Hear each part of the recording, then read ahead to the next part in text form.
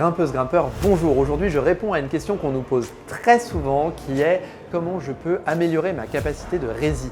La rési ou résistance, c'est la capacité à continuer à grimper alors que j'ai les avant-bras qui commencent à s'engorger, voire même à tétaniser. Il y a des exercices ou des structurations de séances qui permettent de travailler cette capacité physique, mais en réalité, pour la grande majorité des grimpeurs, la bonne réponse à cette question, c'est plutôt de s'orienter vers un travail technique. Plutôt que de dire « Ok, j'ai les bras qui vont exploser, il faut que je continue à grimper », plutôt se poser la question de comment je fais pour retarder le moment où mes bras vont commencer à exploser. Pour ça, on peut déjà travailler sur la gestuelle qui permettra de grimper de la manière la plus économique. On peut travailler sur la détente pendant l'escalade, le fait d'être moins crispé, et il y a aussi un côté psychologique là-dedans. On peut travailler sur la recherche des positions de moindre effort et on peut travailler sur le rythme d'escalade. On n'est pas linéaire dans une voie d'escalade en termes de rythme. Pour autant, ça ne veut pas dire que travailler la rési spécifiquement n'est pas une bonne idée. Au contraire, bien évidemment, ça va être très utile,